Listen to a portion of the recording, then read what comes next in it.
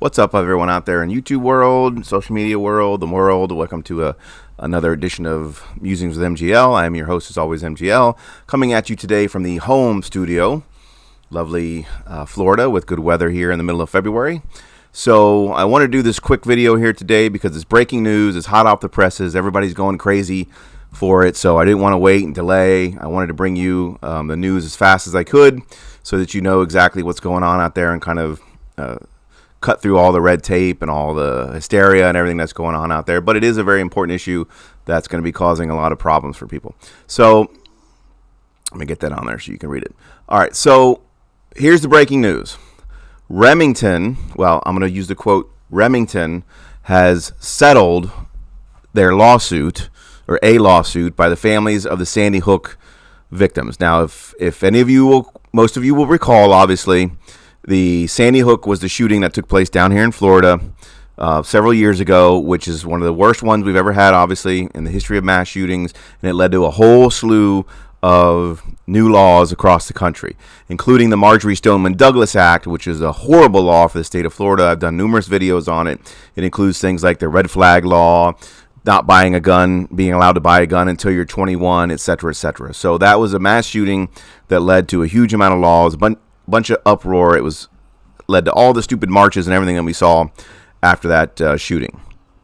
One of the things it also led to was a lawsuit. So several family members who had deceased children as a result of that shooting decided to sue Remington, who was the maker of the AR-15 that the individual used. I won't use his name, but that the individual used in the shooting. So they filed a lawsuit. Now, I'm going to touch on one issue real quick because a lot of people don't understand how there can be a lawsuit, because under the federal law there is a statute that gives exemptions to gun manufacturers for crimes that are committed with their firearms. However, this lawsuit is a little bit tricky based on my understanding of it, and what they were trying to argue is the marketing situation. In other words, their position is that Remington was marketing these AR-15s to minors, and they were using, wrong-headed marketing tactics. It's similar to when you think of the Joe Cool situation with the cigarettes, when they were using a cartoon camel to promote their cigarettes, and the people were like, wait a minute, the only reason you would do a cartoon camel is because you're trying to get young kids to smoke cigarettes and get addicted to cigarettes, so that's where those lawsuits came from. So it's a similar situation here. They were suing them under the premise it wasn't just because somebody bought their firearm and committed the crime. It was because they marketed it to that type of individual, a young person, somebody who likes violence and all those kind of things. So that's why the lawsuit was allowed to go forward and not thrown out. Now, what happened is they sued Remington, okay? Remington went out of business. They declared bankruptcy in 2020. So what you had left were the insurance companies that represented Remington. And here's where the important distinction comes from, because a lot of people are saying, I can't believe Remington would settle this lawsuit. I can't believe Remington would settle this lawsuit. Well, Remington didn't settle the lawsuit. The insurance companies did. So here's a quick little article. And yes, look, it's from NPR. And yes, obviously everybody knows NPR sucks, but I want to just, this one has some specific language in here that I think is important. And I like to just point out from time to time that I don't only get my news from, quote, right-wing media sources, et cetera, that I get it from everywhere it goes. So here's the important thing. So the families of the victims killed in the Sandy Hook Elementary School shooting have reached an agreement to settle a lawsuit against the company that made the murder weapon, fucking NPR, for $73 million. So this is a huge lawsuit for $73 million. The 9 families had a single goal from the beginning, yada, yada. I'm not going to get into politics. Here's the important paragraph. According to Koskoff's law firm, who represent the victims, Remington's 4 insurers have all agreed to pay the full amount of coverage available, which is the $73 million total.